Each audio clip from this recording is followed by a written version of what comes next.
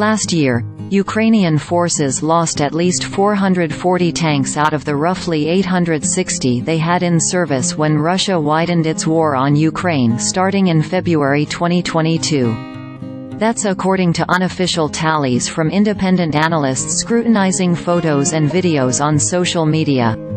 And while the analysts may have missed scores or even hundreds of damaged or destroyed tanks, it also is possible they counted as destroyed tanks that the Ukrainians eventually were able to repair. Potentially lots of them. In the summer of 2022, Ukrainian tanks that had been destroyed on the battlefield, but recovered, were being repaired in Poland at a rate of 20 to 30 per month, analyst Nick Reynolds wrote in a new study for the Royal United Services Institute in London. If that rate held for all 10 months of the war last year, the Ukrainians may have fixed up nearly 300 tanks, nearly every tank they lost, that wasn't captured by the Russians. This isn't shocking. The Ukrainians have managed to keep the majority of their 71 German-made Leopard 2 tanks in service, despite many of the tanks taking damage, by shuttling the vehicles to Poland or Germany for repairs. The Soviet experience in World War II underscores just how renewable a tank fleet can be under the best of circumstances.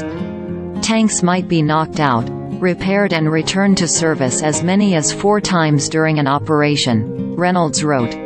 As long as repair units were able to repair all or most of the tanks which were damaged, a tank unit was able to maintain its strength, only slowly weakening due to irrecoverable losses and the time it took to repair tanks, he added.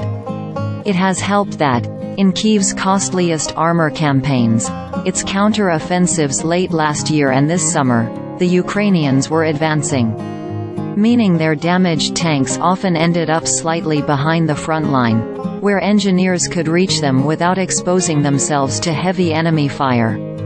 After all, repairing a tank first requires towing it off the battlefield, a difficult task even when the recovery team isn't getting shot at. The Russian experience in Ukraine has been different. The Russians suffered their steepest tank losses while retreating, first from north-central Ukraine in the spring of 2022, then from northeast and southern Ukraine that fall. The front line moved so quickly with the retreating Russians that any damaged tanks they abandoned fell into Ukrainian hands. It's not for no reason that the Ukrainians captured at least 530 Russian tanks last year. These two may have taken the 6-hour trip by road and rail to Poland for repairs. The renewability of a tank fleet, given adequate engineering support and access to repair depots, might explain why tanks no longer top Ukraine's wish list as it seeks additional aid from its allies.